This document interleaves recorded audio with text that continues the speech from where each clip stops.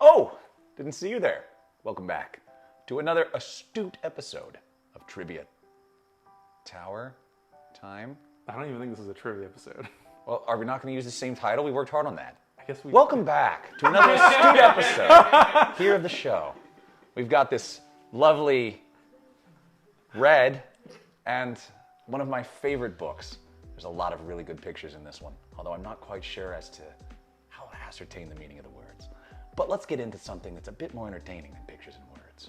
Let's get in to a little bit of esports action. On tonight's episode, we're going to be jumping into some games that I don't know how the hell to play. That's right, games that I might not have only never casted before, but never played before. The challenge is this: be presented with a clip from a game that is not League of Legends, that is not a game that I have casted professionally, and cast it to the best of my ability. I've been told that we have 5 clips. I have not been told anything about what games they might be. I'm assuming we're probably going to get some big titles. If I end up getting some random booba mobile game crap, I'm going to tilt. I'm saying it right now. But the only thing we're going to tilt right now is this glass. Here's to you. Like and subscribe. So do you follow any other esports? And how much do you know about any other competitive games? I enjoyed watching Dota. I tuned into TI back and forth across the years back in the day. I haven't watched any Dota in a long time, but that would be the one that I am familiar with. I also used to play some Smite, but I'm not really familiar with the esports scene.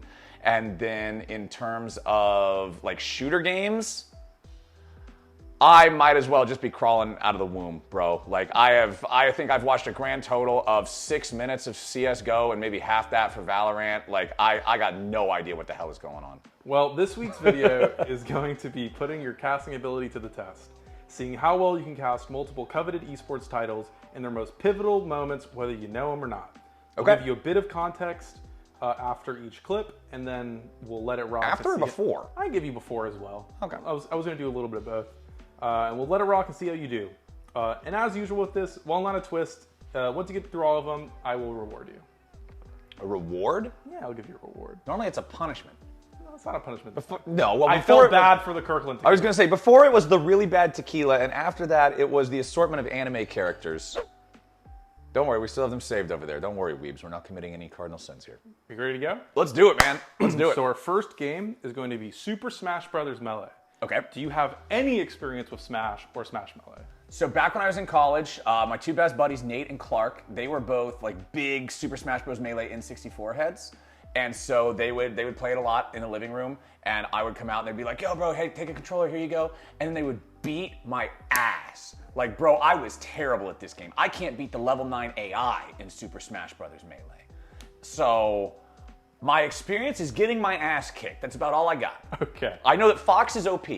Well, speaking of That's what I that, got. the context I'll give you for this for now is that Mango, arguably the GOAT of Melee, faces off against Leffen, known as the Godslayer of Melee, in a final Game 5. All right, everybody's chilling. Everybody's chilling. All right, we're ready. We're ready, set, go. Immediately, just getting into the scrap here. Which guy is which? Which guy is Fox? Which guy is Falco? Mango is Falco. Mango is Falco. Mango charging up here a little bit, but he's already taken some damage.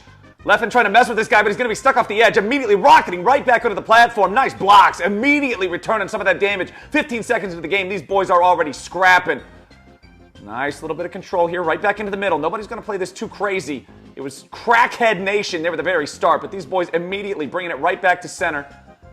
Mango, you said, is on the Fox? Mango's on Falco. Mango's on Falco. Okay. Mango's on Falco. Leffen's on Fox. Mango's out into stratosphere right now. Point number 1 goes over to Leffen, but he's already at 93% HP. Mango might be able to get one back here. Does not want to lose a whole lot of life here on this second stack before he gets his opponent onto that second one too.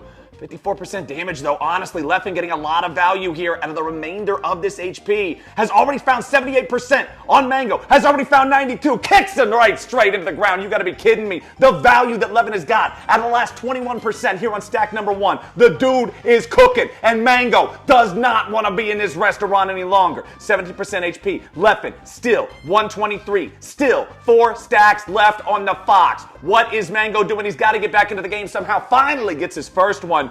50% though. It's still Leffen's game to lose. Has to put in a little bit more hurt onto this guy, but Mango rallying very well now. Was a little bit concerned about how this might have shook out based on those first couple of stacks.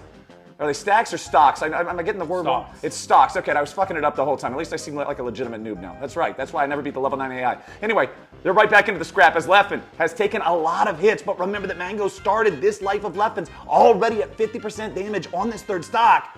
90 to 87. Both these boys starting to look a little red here in the health bars. Nice kick coming out from Mango. Leffen goes flying, goes sailing, goes gone, man. 2 stocks to 2.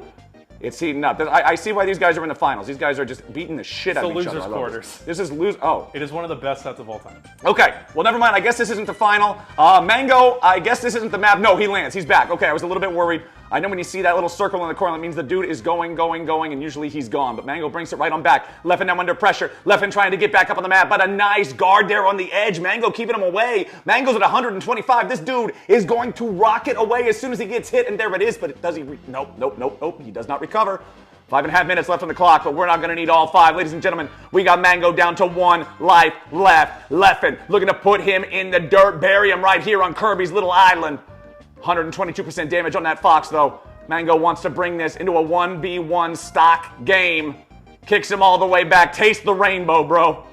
35% to 0. Mango versus Leffen. It's all down to this. It's 1 stock versus 1 stock. Somebody here in the losers quarterfinals is going home and having to watch the other dude play for the rest of the tournament. Who's it gonna be? 67 to 67. It could not be any closer. Mango looking to knock him off the edge. Leffen jumping right back into the mix. He's dodging lasers like the dude's a stormtrooper. Immediate nice recovery kick coming out from Mango there as Leffen is stuck off the edge and Mango gets it done. So how do you feel about the set you just watched? That was pretty sick. Fucking... No, that was actually really cool. So that was They're way better than my shitty friends who used to not let me live for more than 2 seconds. So that was in Genesis 4, Losers Quarters. And that is Leffen versus Mango is regarded as one of the best melee sets of all time. That was in a Game 5 situation, and Mango was able to come out on top. He did not win, though. So, fun fact, I've met both those guys before in person. I met Leffen at a house party, I think at Scar's place one time years ago. We did a shot together, if I remember correctly. And Mango, I played poker with at a Cloud9 event. Did you win? No. But yeah, they were both cool guys. I remember from meeting them, but it's nice to see what their, one of their really cool moments like that. How many years ago was this? 7 years ago. 7 years. Okay, so it's about when I first got into esports is when these guys would have been playing this. Yep. Damn. Okay. That was cool. All right, clip number 1. Thumbs up from me. That was sick. I think you did very well. Cool. So do I. Moving on, you'll be doing CSGO. CSGO. Okay, this one's probably going to be tougher. Like I say, CSGO I have just such little experience with, so we'll see how well I can adapt to this. What's our story? Where are we at? So, what you'll be watching next is from a player named Rain. This is known as well as one of the best CSGO clips of all time. It is Rain versus Envious in a 1v5 situation. He's in a 1v5. So obviously I take it he's going to win because otherwise it wouldn't be one of the greatest clips of all time. I'm not spoiling it. But also based on my knowledge of, just again, I've never played CSGO, but I did play 10 games of Valorant or whatever. I know that in these games, because it's so high lethality, it's very hard to 1v5. Even if you can 1v3, just having one guy on your flank pop, you drop, right? So, all right, let's see what this guy's got. All right, Rain's stuck in the 1v5. Let's see how he plays it. Got the AK, peeking around the corner. Got to be ready for this one. Let's see if he notices. Boom, instant. First guy is down. That's 1 down, 4 to go. Finds the second one straight through the wall, playing the vent beautifully. 1v3. Rain gonna lead with the nade there. Finds the smoke, immediately follows it up with another, but now he's got to be careful. The game sense on this guy, you got to be kidding me. If that came through that way, surely they're going to try the same. The smoke going to block off that last one. He immediately just playing around the vent so beautifully. It's a 1v1. It's a 1v1. Team Envious trying to recover what is going to be an absolutely shameful defeat at the hands of one man with one plan. Yes, he can. Ladies and gentlemen, can you feel the rain coming down? Beautiful. That was pretty sick.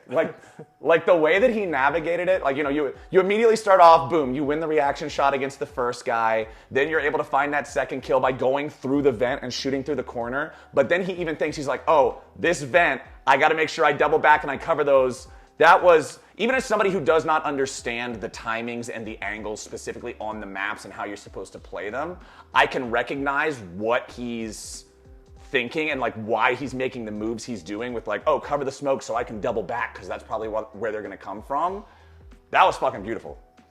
So one thing to tell you about Rain, Besides the fact that this is often cited, like I said, as one of the greatest plays in CSGO history, his career is actually a bit similar to Def, to give you a comparison, where only years and years later after this, he was finally able to go on and win a major, toppling the player Simple, who was known as the GOAT of CSGO. Okay, even I've heard of that guy. That guy's like, Simple's like Faker, right? It's like even people who don't follow CSGO know who he is, because I've heard his name plenty of times before. So, all right, that's pretty crazy. He was able to finally topple him years and years later. Okay, so it actually is like a real close parallel for the Def story. Yeah. But with that being said, we're moving on to Street Fighter. Street Fighter. Okay, let's play some Street Fighter. I'd be surprised if you've never seen this clip. It's Justin Wong versus Daigo. Justin Wong versus Daigo. This sounds... Have you ever heard of official Evo moment 37? I feel like I've heard this terminology before, but I wouldn't be able to recognize what the clip is. We'll pull it up right now. You're going to be watching the full game. It's pretty quick, but the moment at the end is what matters. All right, ladies and gentlemen, let's get into it. A little bit of Street Fighter 3 action here. Start off, Justin immediately just playing a little bit defensively. Daigo going to kind of respond with the same, just a little bit of a dance here at the start. First attack goes over to Justin. Nice little sweep coming out, though, from the Ken gameplay on Daigo. Nice toss. Always love to see a good grapple landing early on, but the response with the uppercut coming out from Daigo, immediately putting the pressure on now, forcing him back into more of a center stage spot. Has to go for some of those lows, mix it up a little bit. Not quite where Justin wants to be right now. Really wants to try to get out of that corner. Oh, immediately spinning it up. Nice little bit of a combo coming out there from Daigo. Knocks him down to about 1/3 HP. Still plenty of time left here on the clock. Justin finally resetting back out of the corner, finding himself back into the middle, but a nice throw comes out from Daigo, ready to rock this dude's world. Almost has him down. A little bit more damage from Daigo, gets it done. KO, point over to Daigo. Justin felt like he spent a lot of time in the corner on that one. Now, I'm not a fighting game expert, but I know you don't want to be put in the corner. We'll see if you can respond. Nice, immediate opener. Massive burst of damage there for what is that? Got to be 35-40% of the health bar immediately. Justin starting this one off strong. And now it's Daigo's turn to react. And again, it's Justin stuck back into the corner, having to fight his way out of this one. Nice job there, hitting back a little bit, blocking the low sweep. Love to see that. Immediately responding with some lows of his own, but the uppercut, again, Daigo doing a great job juggling with these. And it looks like this has got to be a KO, right? Justin doing a beautiful job blocking, but there it is. Goodbye to Daigo. That's a 1-1. All right, third one. Let's go. Let's do it. This one's for all the marbles. Nice slow start, exactly what you would expect from a 1-1 in a best of 3. Nobody wants to give away that first move. Nobody wants to be in a bad spot, but nice. Justin immediately popping off a massive combo. Again, the way he started off in round 2, he's going to echo that here in the third round. Daigo has to try to regroup a little bit. Was not able to find that success in round number 2. Still back into most of a neutral standpoint here in the mid lane. Uh-oh! It's another big kick coming out from Justin. And Daigo is at death's door. Down to about 10 HP. Immediately tries to respond there with the Hadouken. Not going to find a whole lot. Justin still scrambling. He's got the man down to about 5%. Daigo is at the very edge. One more mistake and this guy is out of the tournament. Justin is nearly at full HP. Another Hadouken. He's got him backed up into the corner again. Justin fighting for his life, trying to block it, but he ain't going to do it. Another big throw coming out. You gotta be kidding me. Daigo is looking to make this go all the way. He's absolutely throttling him here with these Hadoukens. He's got him forced back, but now once again, we're more in a neutral standpoint. Daigo's gonna only have 1 HP left. There ain't no way that Chun-Li comes in. He's blocking every single kick. You gotta be kidding me. Up into the air, immediately lands right back down with a reversal, and that's gonna do it. Daigo wins. Damn. How do you feel about official Evo moment 37? That was officially cool. That was... So what you just watched, Justin Wong versus Daigo at Evo 2004, became by far the most iconic fighting game clip of all 2004? I was 14. Damn. The Evo moment is now known as the Daigo parry. And just to give you some context on what happened there, the ending moment where Chun-Li came in with her special, there's a parrying mechanic in Street Fighter 3. It is a high-skill defensive maneuver that requires precise timing. Instead of blocking, the player must press forward on the joystick at the exact moment that an opponent's attack connects. So Daigo had to parry all 15 hits of Chun-Li's It was super 15? Her multi-kick is 15? And it was frame perfect. He did a frame perfect input 15 times in a row in less than a second. Yes. So he parried the first 14 hits while standing, requiring perfect precision, and the 15th hit was a crouching parry, which he also executed flawlessly. And then the counterattack is immediately after parrying the super, Daigo counterattacked with a jumping combo leading into a high damage super that won him the game. I mean, if you're Chun-Li, you can't even be mad at that point. Like, that guy absolutely, like, to do that kind of an input. Yeah, Justin Wong and Daigo are like one of the greatest fighter players of all time, period. That was sick. That was sick. I like that one. Next on, we are moving to Dota 2. Dota 2! All right. I'm sure you've heard of it because you were talking about 2015. Have you heard of the infamous $6 million Echo Slam dunk?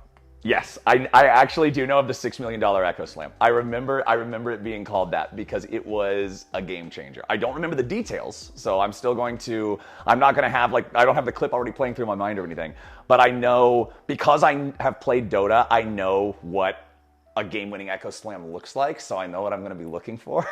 I know that we're probably going to be looking for some kind of a Blink Dagger play from an Earthshaker that finds some pretty ridiculous near instantaneous damage. Well, let's watch it and we can talk about it. Okay.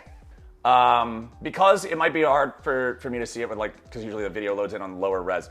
The Earthshaker, who's playing Earthshaker in this one? Earthshaker is by Universe. Universe? And for some context, this was during TI6 finals. This was the final game of their equivalent of Worlds. Okay, so this is the grand final of TI. Like, winner actually wins TI. You get the Aegis, like, you're it. And for also context, the man playing Universe, he's on EG, which is a North American team. Right, because I remember that because EG had Arteezy, they had Sumail, like, they had, like, or maybe this was before that era, I don't know. But I know that they had, like, a really pop-off squad at one point.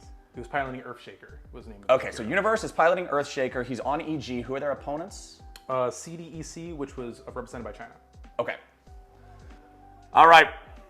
14-8, EG currently in the lead right now. The Gyrocopter having the most gold, but CDEC onto the Roche. EG's got to approach this. Where's the engage going to be? They're going to scout it out there with the icy apparition with a $6 million Echo Slam. That's why they named it that. He jumped into the middle, and Universe just won the whole damn galaxy for EG. 4 dead bodies in CDEC uniforms, and a North American team is about to hoist the Aegis at the International. Beautiful. So what do you know about that particular moment? That's pretty much it. I know that, like, him going in and finding that engage is just like it wins you the Roche. I know that Roche is Baron. I know that you get the Aegis of the Immortal, which gives you the Guardian Angel, but it's full HP and mana. And yeah, it's pretty strong. And so I know that is a huge play to turn it around. I don't really recall the rest of the surrounding stuff. That particular match was in a critical late game stage where any one decisive team fight could determine the outcome of that game. And that decisive moment was the $6 million Echo Slam by Universe. And after that happened, it pretty much turned the tide of the game, and they proceeded to win. And right, they're already up 2-1, so you win. Yep.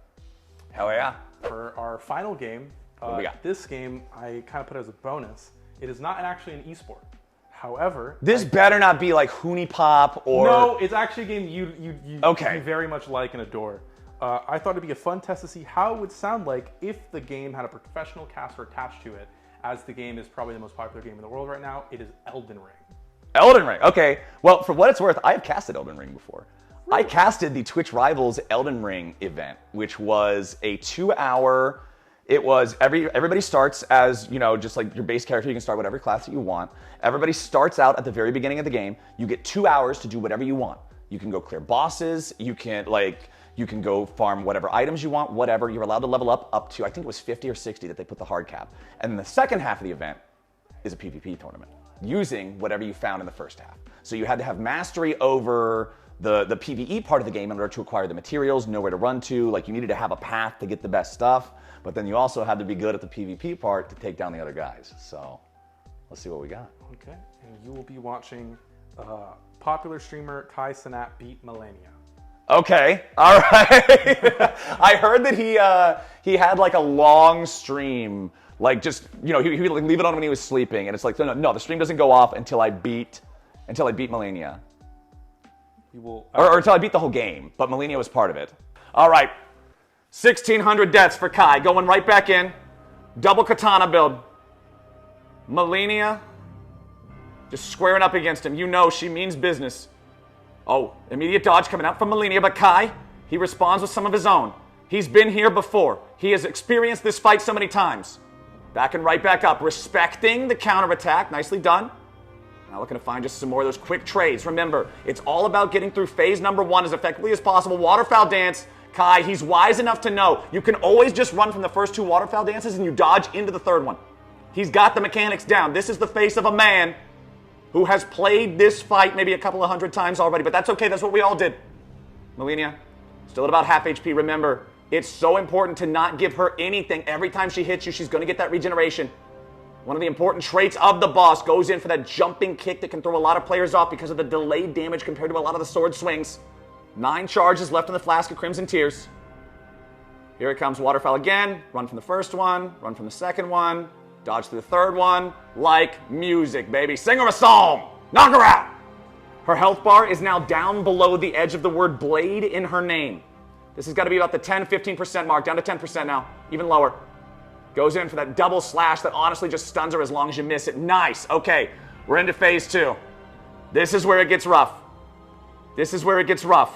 They're getting ready for phase number 2. She's coming in for the dive. Scarlet Aeonia.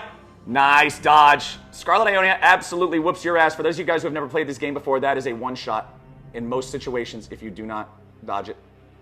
But then she's left vulnerable afterwards.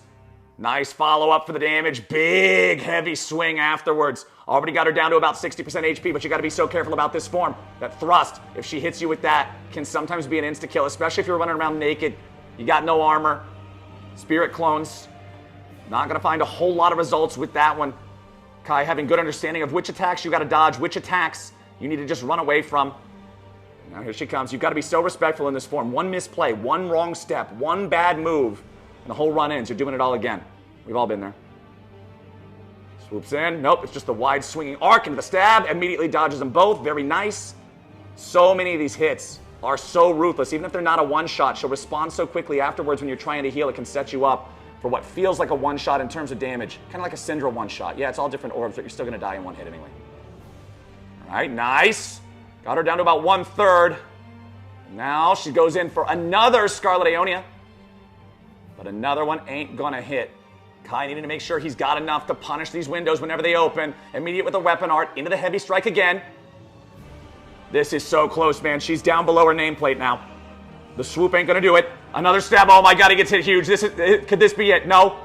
Dodges away at the last second. Gets out of it. And this is what happens to her. AI can get so aggressive. Constantly pushing forward. She has spammed that move 4 different times now. It's like a noob playing Street Fighter. She just knows that if you're low health, all she's got to do is run and hit the same button over and over again. Kai doing a great job kiting it out, fighting it out. Immediately jumps back in, punishes before she can do one of the slower animations. Scarlet Aeonia coming through again. Nice patience there in the dodge again. Scarlet Aeonia, the big deal. You just dodge away from it. You survive the one shot. And as long as you do that, you get this massive punishment window here at the end. Immediately with the rivers of blood. Immediately, he's got her down to 1. Ladies and gentlemen, Kai Cenat has defeated Melania. That was honestly slick. That was good. He learned that fight really well. Like, there's so many things in that fight, like I was talking about with running away from the first 2 parts of Waterfowl Dance, that it's just like, no, most people that have never played that are going to try to dodge through Waterfowl Dance. You're going to get your ass beat. But it's like he learned which attacks are spacing attacks. He learns which attacks are dodge attacks. And now the dude is crawling around on the floor punching shit because he's so excited. That is the spirit of a man who has failed on this so many times and finally kicked some ass. Good job, Kai Cenat. Hell yeah. Yeah, so we got to cover some Smash Bros, some Street Fighter, some Dota, some Counter-Strike, and even some Elden Ring. Well, now that we've made it to the end, what do you think about the esports you've just watched, and would you ever cast any of them? If so, which? So they all had super cool moments. I don't think that I have enough understanding of any of those games, except for maybe Elden Ring, to cast them on a pro level. I think that casting other esports in like a co-stream type of fashion, especially playing into the fact that, hey, I might not be endemic to this game, but I'm S tier as a commentator, and I want to see, like, essentially I'm the big head from Rick and Morty. Show me what you got. Show me what your game is all about, right? Like, that's what I would want to see. So potentially doing co-stream stuff in the future for other games I think could be a lot of fun. But I think that I just don't have the familiarity with, for how long-standing so many of these competitive scenes have been around, right? Like, you look at all those games, Street Fighter, Dota, Counter-Strike, like, Super Smash Bros. Melee has been going since N64 days, dude. Back when the N64 was around when my age was a single digit. That's a while ago.